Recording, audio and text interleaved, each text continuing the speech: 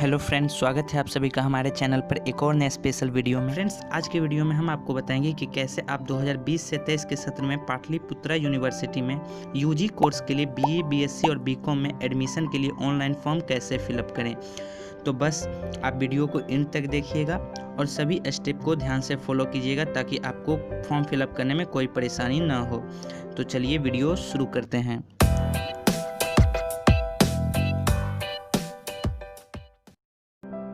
सबसे पहले आपको कोई भी ब्राउज़र ओपन कर लेना है, जैसे क्रोम। ओपन करने के बाद आपको पाटलिपुत्रा यूनिवर्सिटी सर्च करना है। सर्च करने के बाद आप पेज को नीचे स्क्रॉल करके ले जाएं। यहाँ आपको पहला ऑप्शन दिखेगा www.ppup.ac.in। आपको इस साइट को ओपन कर लेना है। लिंक ओपन होने के बाद आप पाटलिपुत्रा विश्वविद्यालय के ऑफिशियल साइट पर आ जाएंगे। अब आप ऊपर 3 डॉट पर क्लिक करके डेस्कटॉप साइट को टर्न ऑन कर लें ताकि आपको मोबाइल में फॉर्म फिलअप करने में परेशानी ना हो। इसके बाद आपको एडमिशन/एग्जामिनेशन का ऑप्शन दिख रहा होगा, आपको उस पर क्लिक करना है। क्लिक करने के बाद आपको सेकेंड वाला option fill UG degree admission form पर क्लिक करना है। क्लिक करने के बाद आप एक नए पेज पर आ जाएंगे। यहाँ आप 2 ऑप्शन देख पाएंगे, यूजी एडमिशन एप्लीकेशन और PG admission application. UG admission application पर आप क्लिक करना है। अगर आप अंडर ग्रेजुएट में एडमिशन कराना चाहते हैं तो आप यूजी एडमिशन पर क्लिक करें। इसके बाद आप एक नए पेज पर आ जाएंगे। यहाँ पर आपसे आपका डिटेल पूछा जाएगा। आप कुछ बेसिक डिटेल हैं, जैसे बोर्ड का नाम, पासिंग ईयर और रोल नंबर वगैरह। तो आप यहाँ पर सबसे पहले अपना बोर्ड सेलेक्ट कर, जिस बोर्ड से आपने 12th पास आउट किया है। अगर आपने बिहार बोर्ड से पास आउट किया है तो आपको पहला ऑप्शन चूज कर लेना है, और अदर बोर्ड से हैं तो यहाँ पर और भी बोर्ड दिए हुए हैं, आप जिस बोर्ड से हैं आप उसे सिलेक्ट कर लें। बोर्ड सेलेक्ट करने के बाद अब आप जिस ईयर में 12th पास आउट किए हैं आपको यहाँ सिलेक्ट करना है। इसके बाद आपसे 12th का जो आपने एग्ज़ाम दिया है उसका रोल कोड और रोल नंबर मांगा जा रहा है, तो आप यहाँ पर वह रोल नंबर और रोल कोड फिल कर दें। अब आपको अपना रोल नंबर और रोल कोड फिर से फिल करना है। सारा डिटेल फिल करने के बाद आप एक बार वेरीफाई कर लें कि आपने जो भी डिटेल फिल किया है वो सारा डिटेल सही है। उसके बाद अब आपको नीचे स्क्रॉल करके आना है। यहाँ पर आपको एक कैप्चा दिखेगा, आपको यहाँ पर उसे फिल करना है। कैप्चा फिल करने के बाद आपको yes I agree to above पर क्लिक करना है और प्रोसीड टू फॉर्म का ऑप्शन पर क्लिक कर देना है। इसके बाद आपने जो डिटेल फिल किया है उसके पुष्टि करने के लिए बोला जा रहा है। आप यहाँ यस प्रोसीड टू फॉर्म पर क्लिक करें और आगे के प्रोसेस में बढ़ जाएं। अब यहाँ आपको आपका कुछ बेसिक डिटेल फिल करने के लिए कहा जा रहा है, जैसे candidate name, father's name, mother's name. तो आप इसे अपने जल्दी फिल कर लीजिए।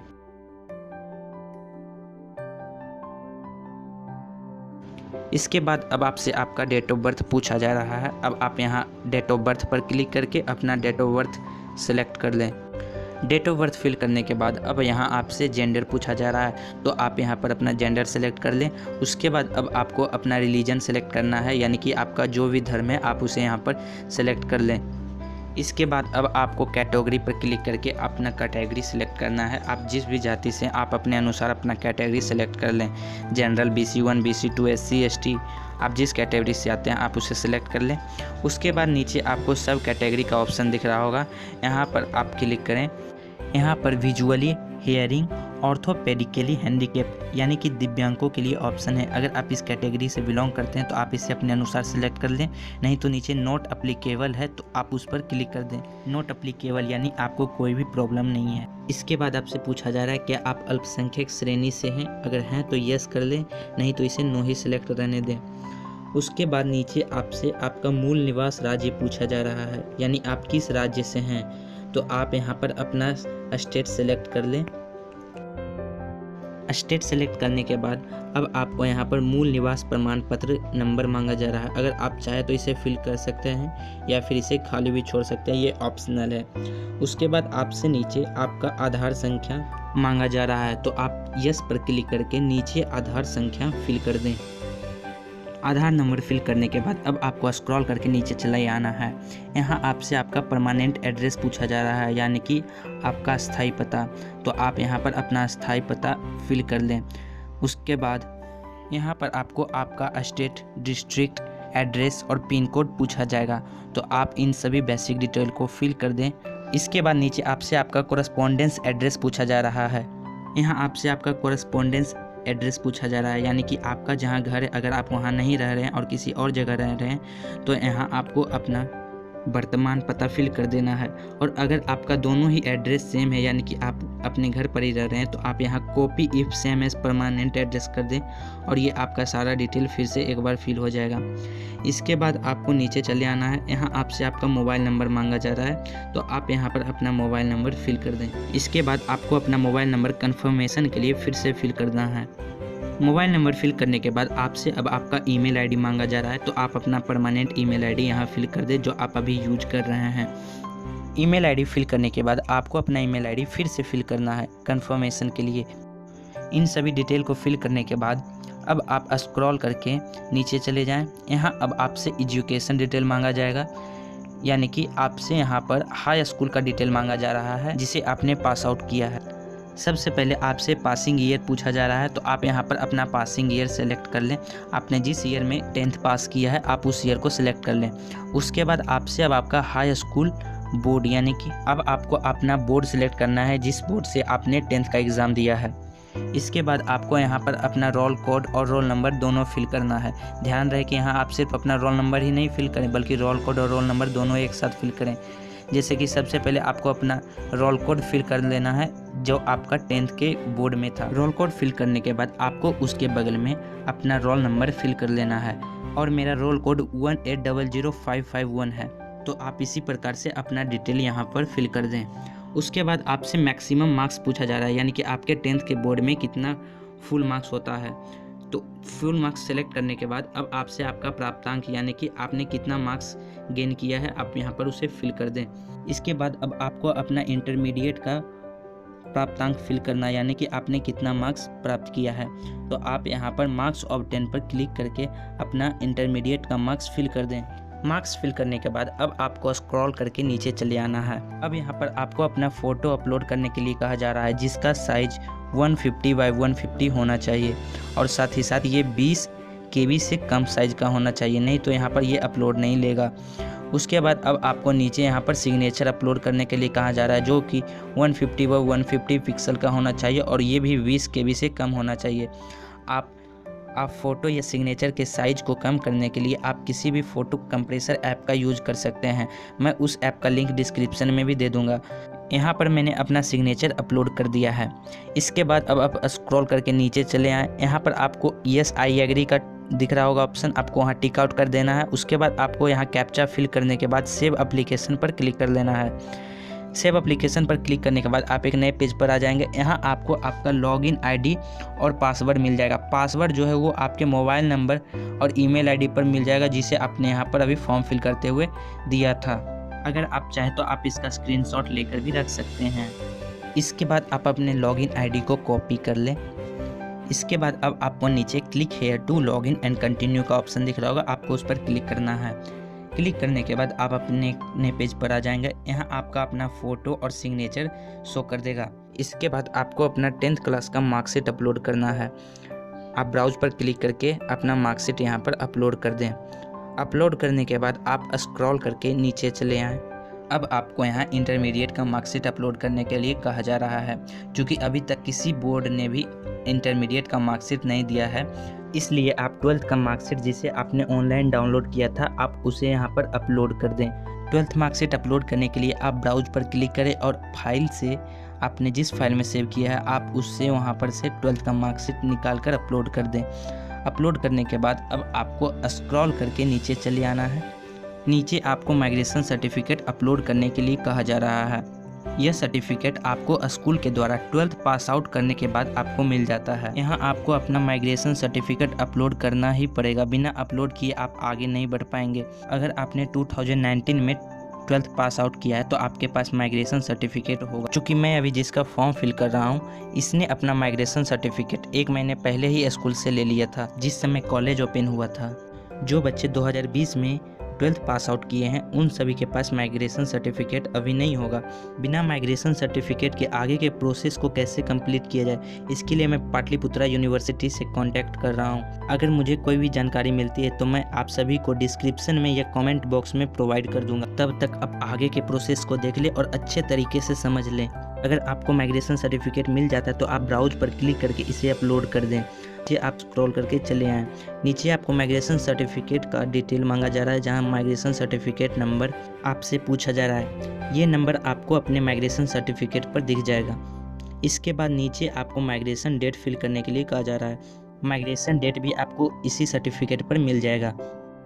माइग्रेशन सर्टिफिकेट के डिटेल को फिल करने के बाद अब आप स्क्रॉल करके नीचे चले आएँ। यहाँ आपको कैटेगरी सर्टिफिकेट यानी जाति प्रमाण पत्र अपलोड करने के लिए कहा जा रहा है। अगर आप जनरल कैटेगरी से आते हैं तो आपको इस सर्टिफिकेट को अपलोड करने की कोई ज़रूरत नहीं है, और अगर आप जनरल कैटेगरी को छोड़कर किसी और अन्य कैटेगरी से हैं तो आपको ये अपलोड करना, बिना अपलोड किए आप आगे के प्रोसेस में नहीं बढ़ पाएंगे। तो मैं इसे अपलोड कर लेता हूँ। अपलोड करने के बाद अब आपको स्क्रॉल करके नीचे चले आना है। नीचे आपसे EWS सर्टिफिकेट मांगा जाएगा, जो कि सिर्फ जनरल कैटेगरी के लोगों के लिए है। अगर आप चाहें तो आप अपलोड कर सकते हैं, नहीं तो नीचे आपको अपलोड फाइल एंड कंटिन्यू का ऑप्शन दिख रहा होगा, आपको उस पर क्लिक करना है। क्लिक करने के बाद आप एक नए पेज पर आ जाएंगे।